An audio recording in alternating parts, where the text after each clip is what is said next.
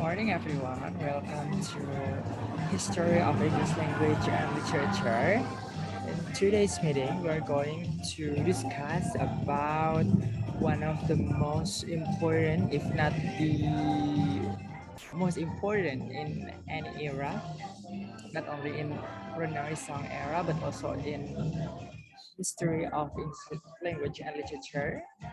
That is William Shakespeare ya. Dari di pertemuan minggu lalu kelompok 4 sudah mempresentasikan tentang perubahan yang terjadi gitu ya di bahasa Inggris dalam masa Renaissance. Nah, di pertemuan minggu ini saya akan fokus ke salah satu penulis dan karya-karyanya gitu yang paling influential. Sebenarnya bukan hanya di era Renaissance, tetapi juga di semua era kebahasaan kesusastraan Inggris sebenarnya ya, yaitu William Shakespeare. Pasti teman-teman sudah pernah mendengar namanya gitu ya. Kalau belum pasti teman-teman pernah mendengar salah satu karyanya yang berjudul Romeo and Juliet ya. Jadi Romeo and Juliet adalah salah satu karya dari William Shakespeare. Nah, kita mulai ya Renaissance. Jadi Renaissance ini adalah era gitu ya, era zaman keemasan gitu ya, zaman keemasan. Kalau Renaissance dalam hal lukisan berarti itu adalah zaman keemasan atau golden age dari lukisan. Jadi banyak seniman, banyak pelukis-pelukis yang muncul pada era tersebut gitu ya. Nah, yang kita bahas adalah Renaissance dalam hal literature gitu ya. Yang jadi Renaissance dalam literature artinya adalah zaman keemasan dari sastra gitu ya. Sudah kita bahas di pertemuan sebelumnya kalau kesusastraan Inggris itu masih kalah gitu ya jika dibandingkan dengan sastra-sastra Itali, Yunani, Prancis gitu ya, dari negara-negara Eropa lainnya gitu. Nah, di masa Shakespeare inilah gitu ya, di mana kesusastraan Inggris ini mulai diperhitungkan gitu ya. Jadi sebenarnya agar satu sastra itu bisa diperhitungkan gitu ya, ke sastra tersebut harus memiliki corak karakteristik yang khas dan influence atau pengaruh yang dirasakan bukan hanya dari mana negara itu berasal, karya dari negara mana itu berasal gitu ya, tetapi juga dirasakan oleh negara-negara lain. Terkenal sebuah karyanya atau penulisnya itu bisa dirasakan di negara lain juga, terutama di zaman dulu gitu ya, belum ada globalisasi, belum ada internet seperti sekarang. Jadi agar sesuatu itu pengaruhnya bisa diperhitungkan gitu ya, jadi harus diketahui oleh kerajaan atau negara lain. Nah, Renaissance di Inggris ini muncul pada era The Tudors. Jadi The Tudors ini adalah penguasa gitu ya. Jadi adalah penguasa, sehingga penguasa The Tudors artinya terah gitu ya. Jadi Tudors ini merupakan terah raja-raja Inggris gitu ya. Sebenarnya dari Henry, jadi ada Henry pertama sampai ke 8 kalau saya tidak salah. Termasuk Ratu gitu ya, Ratu Elizabeth itu merupakan anak dari Henry ke-8. Jadi Tudors ini merupakan terah. Kenapa terah gitu ya? Karena walaupun kerajaan ini gitu ya, kekuasaannya diturunkan dalam satu keluarga gitu ya, jadi dari kakek ke bapak ke anak ke cucu ke cicit gitu ya. Tetapi kalau tidak ada yang meneruskan, maka akan diteruskan atau diberikan kekuasaan kerajaan ini ke adik atau kakaknya gitu ya, jadi ke paman, ke om gitu ya, jadi bukan langsung ke anak-anaknya langsung gitu ya. Ini juga nantinya terjadi ketika Elizabeth the First ya, Queen Elizabeth, Ratu Elizabeth pertama. Jadi karena dia ini kan tidak menikah, nah nanti disitulah kenapa kekuasaan terah Tudors ini berakhir gitu ya. Oke, jadi seperti pernah dibahas sebelumnya, pada zaman The Tudors ini, terutama yang terakhir ya, Tudors kedua terakhir, jadi Queen Elizabeth ini adalah ratu yang menjabat paling lama, kalau saya tidak salah. sekarang sudah dilewati oleh Queen Elizabeth II atau belum saya lupa, tetapi pada zaman itu gitu ya, Queen Elizabeth ini merupakan ratu yang menjabat paling lama. Nah, Queen Elizabeth I ini merupakan putri dari Henry VIII atau Henry ke-8. Henry ke-8 ini gitu ya, pada zaman Henry ke-8 atau pada zaman ayahnya Queen Elizabeth yang pertama, itu terjadi yang namanya pemisahan antara church and state. Jadi gereja dengan kerajaan itu dipisah. Artinya gitu ya, kalau zaman dulu kerajaan ini selalu keputusan yang diambil, gitu ya, peraturan-peraturannya selalu melibatkan gereja juga, tetapi dan gerejanya itu merujuk kepada Katolik Roma, gitu ya, ke Vatikan juga. Nah, di zaman Henry VIII inilah terjadi perubahan, gitu ya. Jadi Inggris memisahkan gereja yang diacunya dari Roma, Vatikan, Roma Katolik, gitu ya, Katolik, dengan mendirikan Anglican Church, dengan menjadikan dirinya sendiri sebagai kepala gereja dan kepala negara, gitu. Jadi artinya si Raja Henry ke-8 ini menjadikan dirinya bukan hanya kepala kerajaan, gitu, tetapi juga kepala gereja, sehingga keputusan yang diambil itu ya sak-sak edek nih, gitu ya. Jadi suka-suka dia karena memang dia merupakan penguasa atau raja dari gereja dan juga kerajaan, gitu ya. Kenapa gitu ya hal itu sampai terjadi? Karena sebenarnya awalnya gitu ya Henry VIII ini ingin annulled atau tidak mengakui pernikahannya yang pertama gitu ya. Jadi dia itu jadi kakaknya sebenarnya yang tadinya adalah raja Henry the Seventh.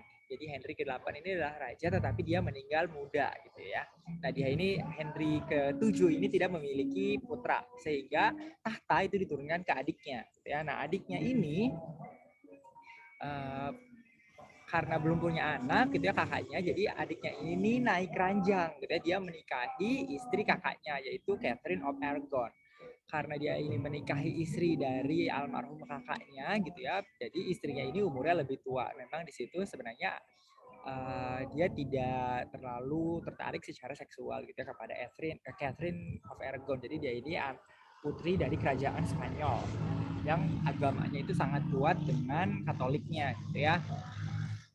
Nah, untuk agar pernikahannya ini, karena dia ini lalu bertemu dengan Anne Boleyn. Anne Boleyn ini merupakan keponakan dari seperti menteri gitu ya pada kerajaan Inggris saat itu. Nah, Anne Boleyn ini tidak mau hanya menjadi sekedar selir gitu ya, karena sebenarnya bisa saja Anne Boleyn ini menjadi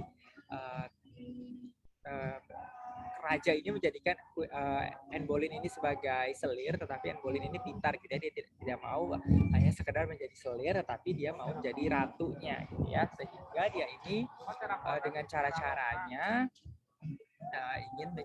ingin menjadi queen, sehingga pernikahan yang pertama itu kan harus diakui dulu karena di agama Katolik kan perceraian tidak diperbolehkan ya, sehingga Henry ke-8 ini harus menjadi tidak boleh menjadi duda gitu, tidak bisa menjadi duda, sehingga cara satu-satunya adalah status pernikahannya dengan Catherine of Aragon itu tidak diakui gitu. Jadi memang status dia ini nantinya sebagai bujangan gitu ya, belum pernah menikah. Nah, oleh karena itulah terjadinya perubahan gitu ya, gereja yang diacu oleh kerajaan Inggris dari Roman Catholic menjadi Anglican Church, jadi gereja Anglikan yang kepala, yang menjadikan si Henry VIII ini sebagai kepala kerajaan, juga sebagai kepala kerajaan, juga sebagai kepala gereja gitu ya. Itu berikutnya nanti setelah Anne Boleyn menjadi dinikahi gitu ya secara resmi oleh Henry ke-8, sebenarnya dia pun nanti akan dijatuhi hukuman juga dan kepalanya dipenggal gitu ya. Dan Queen Elizabeth yang pertama ini merupakan putri dari Anne Boleyn, yaitu istri keduanya. Istri pertamanya Queen of Catherine of Aragon juga memiliki putri Mary of Scott. Jadi di situ nanti, tapi karena Mary ini sebenarnya kan putri paling tua yang nantinya sebenarnya paling paling berhak gitu ya mewarisi kerajaan, kekuasaan ayahnya, tetapi karena politik juga gitu ya, jadi dia ini nantinya diasingkan karena bapaknya ini Henry ke-8 ini kan tidak ingin pernikahannya dia dengan Catherine of Aragon ini diakui gitu ya, jadi nantinya Mary itu diasingkan ke Scotland, makanya namanya Mary of Scotland.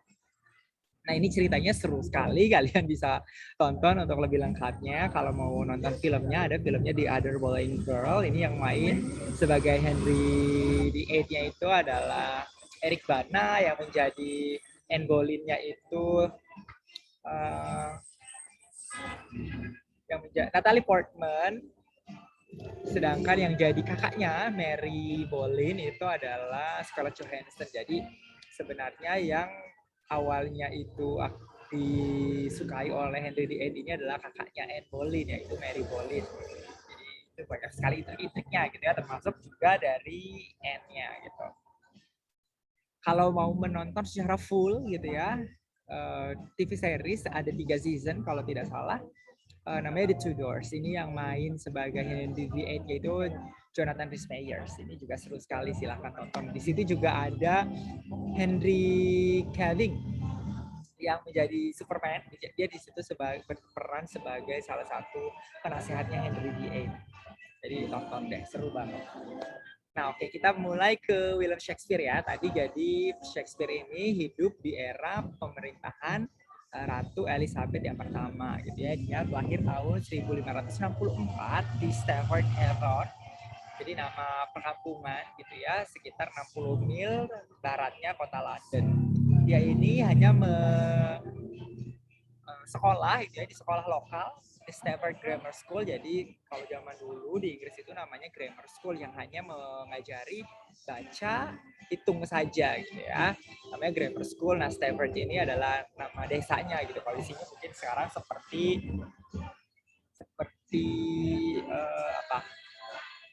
playgroup yang di kampung itu gitu ya. Nah, William Shakespeare ini adalah seorang penyair, poet. Jadi bacanya poet ya, bukan poet. Yang telah menulis 150 sonnets. Jadi sonnets ini adalah jenis dari puisi dengan kriteria tertentu gitu ya, seperti jumlah barisnya, rimanya, ada ketentuannya.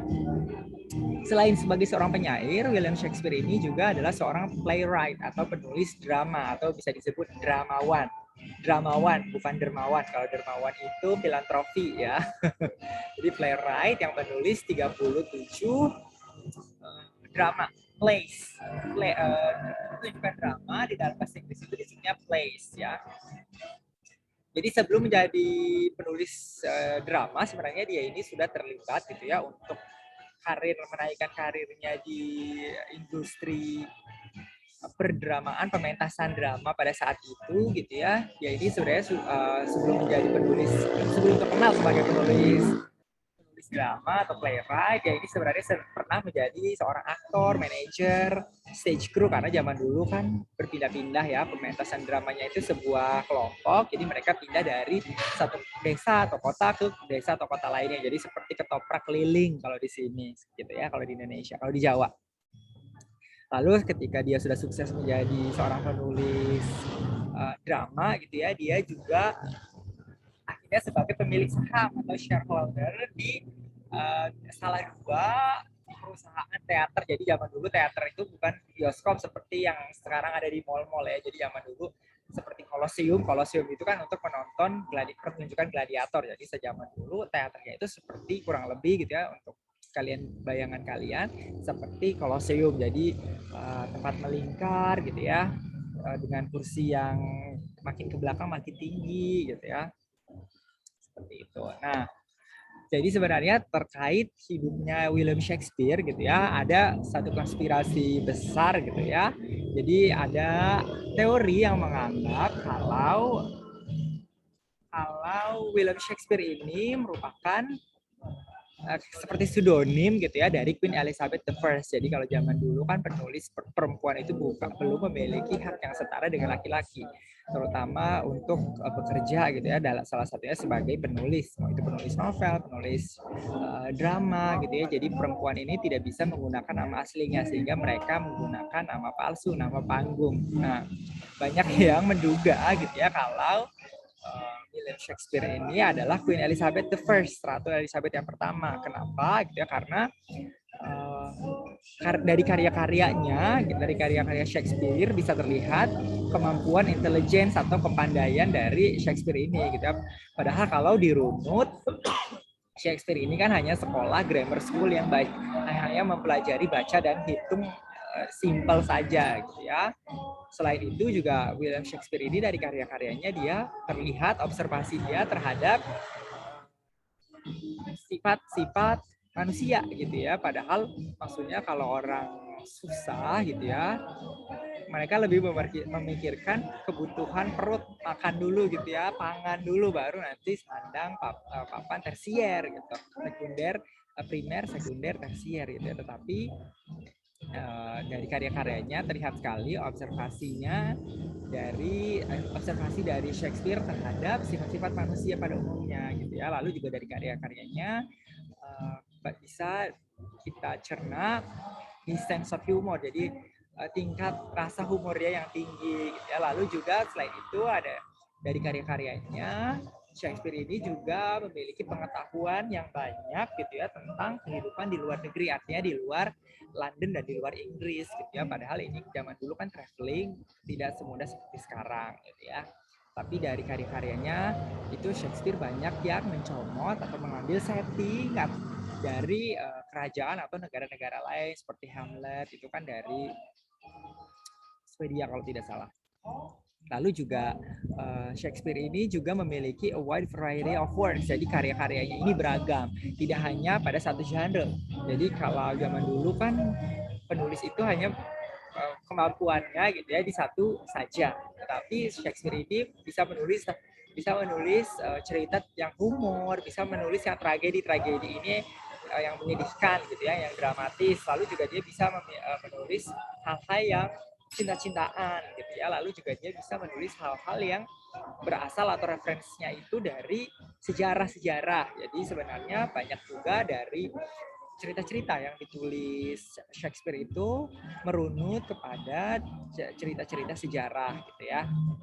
Selain itu juga banyak referensi yang digunakan Shakespeare ini berasal dari karya-karya klasik gitu ya, yang belum tentu ini bisa orang biasa gitu ya, dari orang biasa bisa punya akses untuk membaca karya-karya klasik gitu ya. Lalu juga banyak karya-karyanya Shakespeare yang dari folklore. Jadi folklore ini legenda gitu ya, asal usul terjadinya suatu daerah dan lain-lain.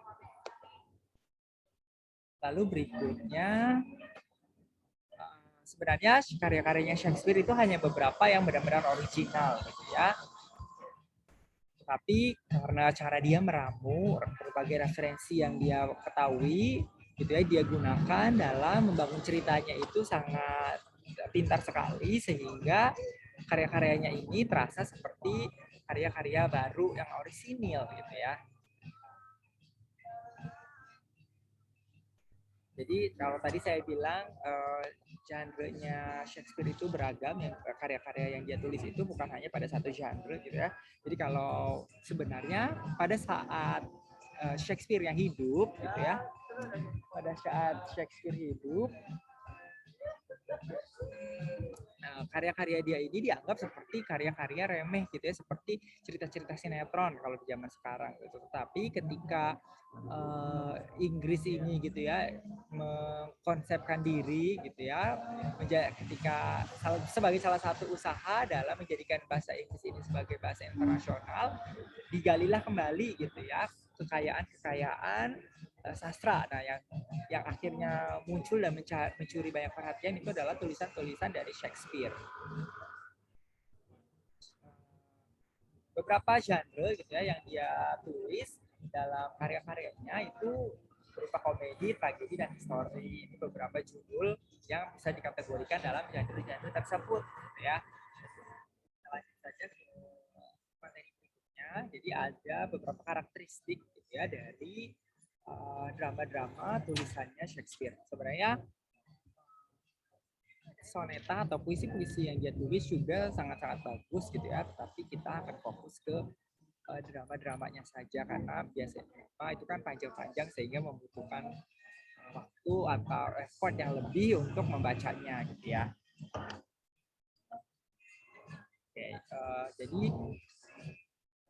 walaupun zaman dulu gitu ya sebenarnya ada aturan-aturan dalam penulisan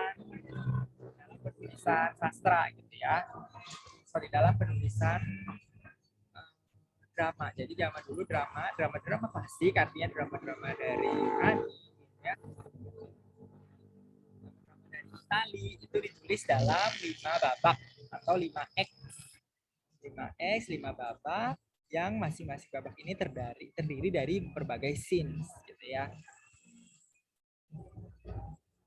Nah, Shakespeare ini menulis karyanya merunut pada karya-karya klasik gitu ya, terdiri dari 5 babak dan secara plot gitu ya, plot itu kan ada introduction, ada orientation dan lain-lain, termasuk di dalamnya ada climax, racing, falling, lalu nanti juga ada resolution. Biasanya climaxnya itu ditulis di babak 3 gitu ya. Sehingga di babak 4 dan 5-nya itu nanti adalah resolution-nya. Lalu dalam karakteristik dari Shakespeare ini gitu ya, ada yang namanya comic relief.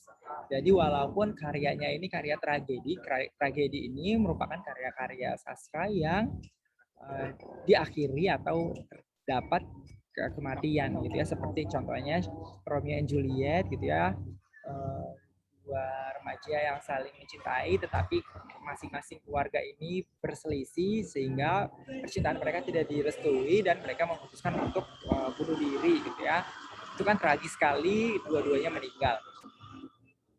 Tetapi walaupun karyanya ini dikategorikan ke dalam genre atau aliran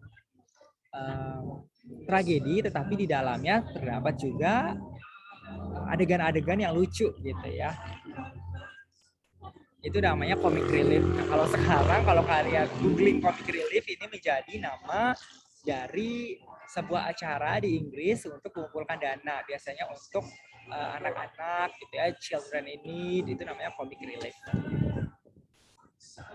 Lalu karakteristik lainnya dari drama-dramanya Shakespeare itu Shakespeare ini tidak saklek gitu ya, tidak terlalu mengacu kepada misalkan setting, place, time, dan movement gitu ya. Jadi kalau drama itu kan dipertunjukkan settingnya, ketika setting itu berada di ruangan berarti yang berada di atas panggung itu kan setting seperti ruangan gitu ya. Kalau kalian nonton Extravaganza atau Saturday Night Live itu kan nanti ketika satu cerita pasti settingnya, backgroundnya berbeda-beda gitu ya. Nah, Shakespeare ini walaupun dia adalah sebuah pertunjukan tetapi perubahan dari tempat, waktu, dan pergerakannya itu dia tidak terlalu terpaku gitu ya, walaupun nanti misalkan dari satu adegan ke adegan lainnya itu berbeda jauh, misalkan dari pagi ke malam gitu ya, atau dari tempat yang sebenarnya jaraknya itu jauh gitu ya, dia tidak terlalu memperhatikan itu, dia lebih memperhatikan ke alur ceritanya gitu ya, lebih ke building the tension dan lain-lain.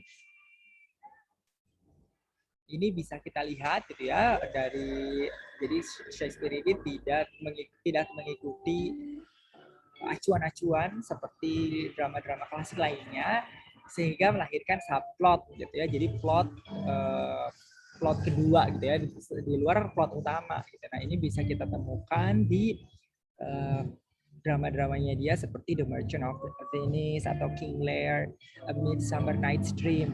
Ini King Lear bacanya ya, bukan King Lear atau King Lear. Selain itu, karakteristik dari dramanya Shakespeare juga ada yang namanya blank verse. Jadi ini tidak memiliki rima gitu ya, verse-nya ini tidak memiliki rima. Lalu ada juga iambic pentameter. Jadi iambic suku katanya itu 55, terdiri dari 5 kata bertekanan keras gitu ya. Jadi ketika naskah drama itu dibacakan, diperankan, itu terasa sekali emosinya gitu ya. Lalu berikutnya juga yang menjadi karakteristik dari karya-karyanya Shakespeare itu ketika dalam adegan yang tegang dan emosional gitu ya, bahasa yang digunakan itu bahasa yang puitis. Sedangkan untuk dialog-dialog sehari-hari yang biasa gitu ya, yang belum klimaksnya itu digunakan bahasa-bahasa prosa, artinya bahasa-bahasa sehari-hari yang tidak terlalu puitis. Ini juga nantinya digunakan sampai zaman sekarang ya. Jadi misalkan ketika ada satu film atau TV series kolosal, pasti yang digunakan itu adalah bahasa Inggrisnya British. Sedangkan ketika bahkan untuk TV series atau film yang diproduksi di Amerika atau di luar Inggris sendiri gitu ya, pasti kalau bahkan mungkin setting dari jalan ceritanya pun tidak di Inggris, tetapi pasti bahasa Inggris yang digunakan itu selalu British Inggris. Contohnya seperti di Game of Thrones. Game of Thrones itu zaman dulu gitu kan itu kolosal, kejadian setting of time-nya adalah di zaman dahulu kala, tetapi bahasa Inggris yang digunakan adalah British. Sedangkan kalau film atau TV series modern gitu ya biasanya menggunakan bahasa Inggris yang American. Nah, dari karya-karyanya gitu ya semasa hidupnya Shakespeare, karya-karyanya itu dikelompokkan lagi ke dalam 4 periode. Pengelompokan periodenya ini sebenarnya bermacam-macam juga ya, tergantung siapa yang mengelompokkan gitu. Tapi saya akan mengambil keempat ini gitu ya. Yang pertama adalah period of experimentation. Ini adalah awal karirnya gitu ya. Awal karirnya dia sebagai seorang penulis drama. Jadi dia ini masih bereksperimen, masih belum tahu jati dirinya sebagai penulis gitu ya. Yang pertama, cirinya itu adalah technically rigid atau somewhat immature. Jadi dia belum tahu jati dirinya. Lalu yang berikutnya juga dia ini banyak mengeksplor percintaan remaja gitu ya dan imajinasi ya, orang-orang remaja. Lalu dari bahasa yang digunakan dia juga terkesan berlebih-lebihan, ya bahasanya lebay. Gitu. Lalu juga karakter-karakternya gitu ya banyak yang superficial atau shallow. Jadi karakterisasi dari tokoh-tokoh yang dia tulis itu tidak begitu mendalam gitu ya.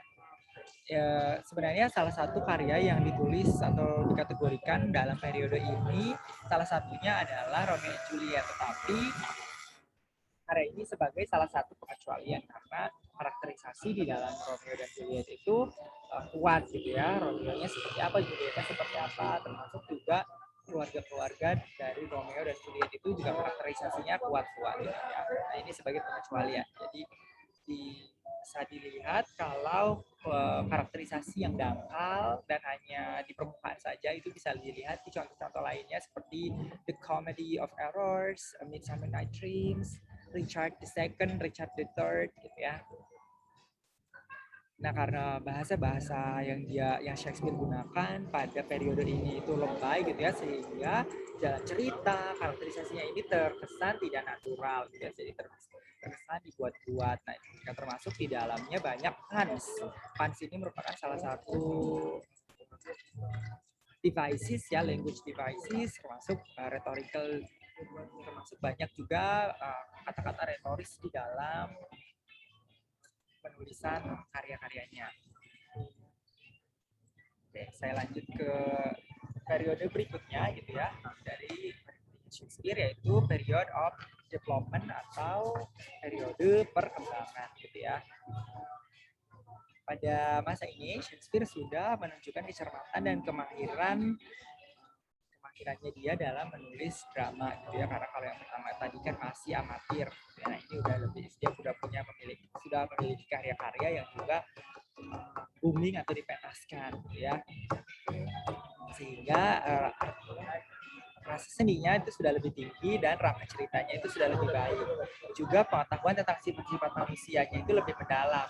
Jadi ketika menggambarkan karakter itu sudah tidak sedangkal karya-karya di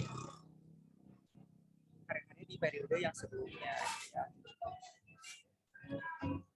Dan kalau tadi di periode pertama itu kan bahasanya sangat berlebih-lebihan, gitu ya, lebay. Nah, di yang kedua, di periode berikutnya ini digunakan Shakespeare sudah tidak selebay yang periode pertama.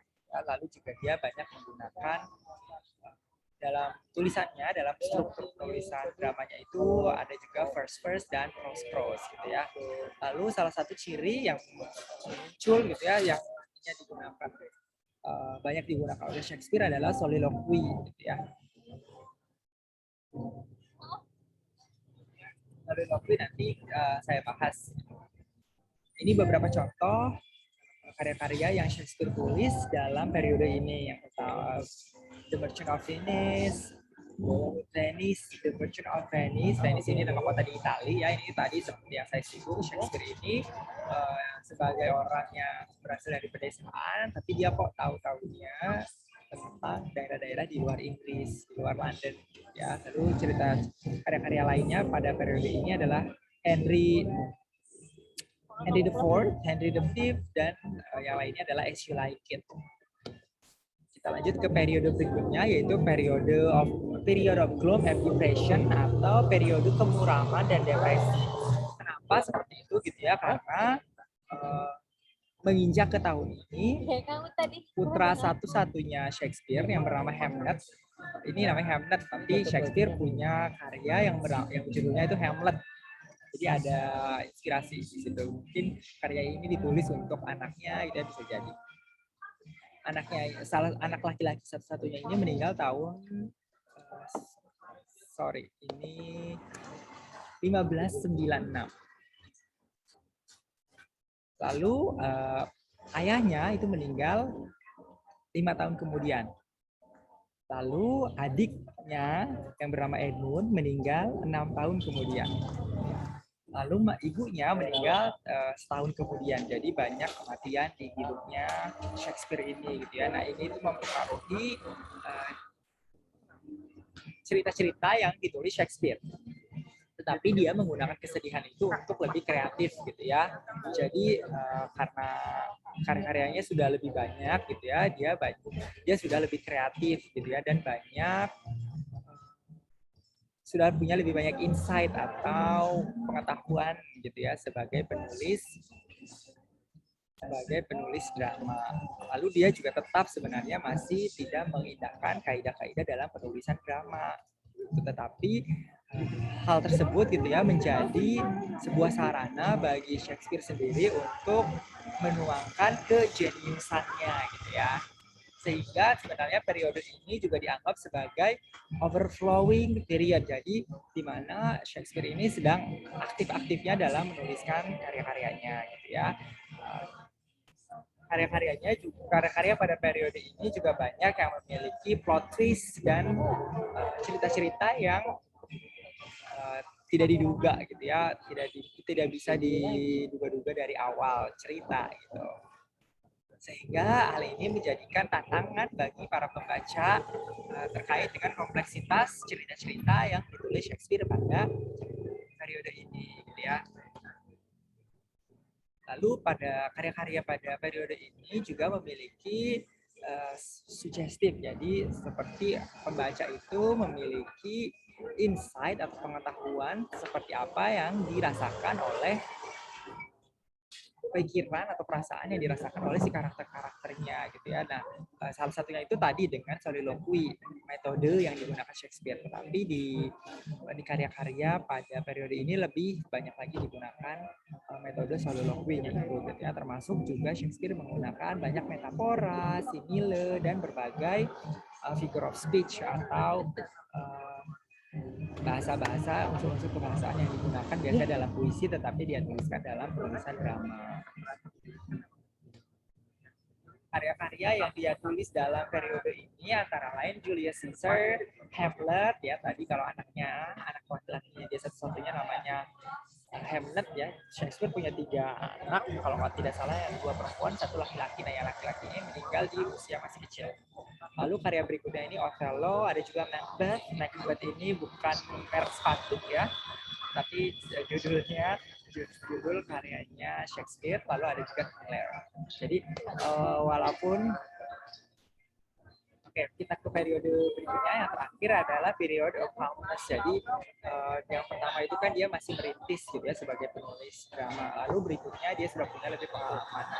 Periode ketiga adalah zaman kemasannya dia, di mana dia paling produktif menuliskan cerita. Walaupun dia kesedihan, dia banyak diberikan kesedihan, banyak orang-orang di sekitarnya meninggal, dia menjadikan itu sebagai inspirasi dalam menulis karya-karyanya. Sehingga banyak karya-karya yang diciptakannya dia pada saat itu, pada periode tersebut booming, walaupun itu berasal dari kesedihannya, mirip seperti Adele gitu ya. Adele itu kan kalau menulis lagu berasal dari kesedihannya. Makanya sekarang album barunya dia yang akan rilis ya 30 itu banyak ditunggu-tunggu karena pasti dia baru saja mengalami perceraian gitu ya, pasti banyak lagu-lagu yang akan dia tulis itu terinspirasi dari perceraiannya dia. Nah di periode keempat gitu ya, dia sudah berada di puncak karirnya dia sebagai penulis drama gitu ya. Dia pastinya sudah sangat masterly gitu ya. Jadi dalam penggunaan kebahasaannya dan lain-lain pasti dia sudah sangat-sangat hebat gitu ya. Sudah sangat-sangat hebat sehingga di situ kemampuan dia baik itu kemampuan teknik, kreativitas gitu, sudah tidak diragukan lagi. Tetapi karena umurnya dia juga semakin bertambah dewasa gitu ya, dia juga memiliki kearifan atau wisdom gitu ya dalam menulis cerita. Jadi mulai banyak moral value yang dia tanamkan di karya-karyanya dia gitu ya. Termasuk juga walaupun karakter-karakternya dia itu flawed, artinya memiliki kekurangan gitu ya. Misalkan kekurangan dalam hal mental gitu ya. Jadi seperti tidak stabil gitu ya, atau memiliki masalah psikologikal, tetapi Shakespeare ini menunjukkan bahwa ya memang manusia seperti itu gitu. Tidak ada yang benar-benar 100% sempurna. Walaupun dia seorang raja, seorang petinggi kerajaan, negara gitu ya, dia pasti memiliki kekurangan juga gitu. Nah di periode yang terakhir ini gitu ya, periode karya-karya di hidupnya yang terakhir, Shakespeare ini banyak mengambil setting cerita yang jauh dari kehidupan Inggris pada zaman kedudukan Ratu Elizabeth yang pertama gitu. Artinya settingnya berada di luar negeri gitu ya, ataupun kalau berada settingnya itu di Inggris, bertempat di Inggris, tetapi bukan pada waktu kekuasaan Ratu Elizabeth gitu ya. Lalu juga karakter-karakternya banyak juga yang kalau yang ketiga dari periode ketiga tadi kan sesuai dengan jalan hidupnya Shakespeare gitu ya. Jadi banyak titik kesedihan sehingga karakternya pun seperti itu gitu ya, banyak yang mengalami kehilangan dan lain-lain. Nah di periode keempat ini walaupun karakter itu memiliki mengalami kehilangan gitu ya, artinya ditinggal oleh orang-orang yang mereka sayangi, kehilangan harta dan lain-lain, tetapi Shakespeare ini menunjukkan juga bahwa tetap ada kesempatan untuk melanjutkan kehidupan walaupun kita mengalami kehilangan beberapa hal gitu ya. Sehingga banyak cerita-ceritanya itu nanti berpesan seperti ketenangan, ya, kekuatan, dan strength atau sweetness. Jadi menghargai hidup yang kita miliki gitu ya, walaupun mungkin kehidupan kita berbeda dari orang lain atau kehidupan kita tidak semenyenangkan atau senyaman masa lalu gitu ya. Nah ini banyak yang berpendapat bahwa kehidupan cerita-cerita ini banyak diinspirasi oleh meninggalnya ibunya Shakespeare gitu ya. Dia ini seperti mengulang-ulang kembali memori yang dia miliki bersama ibunya gitu ya, dan itu dia tuangkan ke dalam cerita sehingga cara Shakespeare melihat dunia, melihat sekelilingnya itu lebih dari perspektif yang lebih halus dan lebih lembut gitu ya, tidak selalu tragis seperti di karya-karya dia sebelumnya gitu ya.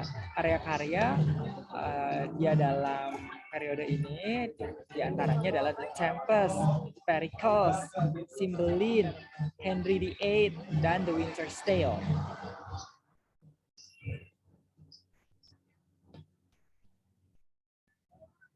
Oke, ini slide yang terakhir ya. Saya akan menjelaskan tentang soliloquy. Soliloquy itu sebenarnya sebuah teknik dalam pementasan gitu ya. Sebenarnya bukan Shakespeare yang pertama kali menggunakan, tetapi dia yang mempopulerkan gitu ya. Jadi soliloquy ini seperti bergumam, baik itu suara hati, pikiran gitu ya, tetapi dia disuarakan. Jadi kalau seperti sekarang di sinetron, soliloquy ini ketika misalkan karakternya ini mulutnya tidak bergerak, tapi ada suara yang menceritakan perasaan atau hati pikiran dari karakter tersebut. Nah, itu namanya soliloquy. Jadi bisa jadi menceritakan keraguan gitu ya, atau dalam pengambilan keputusan, ketakutan, ambisi gitu ya. Jadi misalkan kalau ketika kita memiliki pikiran buruk atau niat yang jahat terhadap orang lain misalkan gitu ya, awas lo ya gue ceburin lo dari jembatan seperti itu misalkan. Tetapi mulutnya mulut karakter ini tidak bergerak, tetapi ada suara yang mengatakan itu gitu ya. Nah, itu disebut sebagai soliloquy. Salah satu line atau dialog, monolog ya, soliloquy ini jadi sebagai monolog. Jadi kalau dialog itu kan ada dua karakter yang terlibat yang saling tektok gitu ya, sedangkan kalau soliloquy ini adalah monolog. Monolog artinya adalah hanya satu orang yang terlibat dalam pengutaraan line atau ucapan tersebut gitu ya. Nah, salah satu line yang paling terkenal dari karyanya Shakespeare adalah to be or not to be di karyanya yang berjudul Hamlet gitu ya. Jadi dia ini mau membalaskan dendam kematian ayahnya, seorang raja gitu ya. Ini diracun oleh pamannya sendiri. Nah, dia ini ragu gitu ya, harus membalaskan kematian ayahnya dengan membunuh pamannya atau tidak gitu ya. Kalau tidak salah, pamannya ini juga nantinya menikah dengan ibunya Hamlet sendiri. Jadi dia semakin ragu, banyak perdebatan batin di situ. Oke, sampai sini penjelasan saya tentang karya-karyanya Shakespeare. Oh, sebenarnya masih ada sih. Saya juga sudah mengunggah sinopsis beberapa karyanya dia yang wajib diketahui oleh teman-teman, oleh mahasiswa sastra Inggris ya.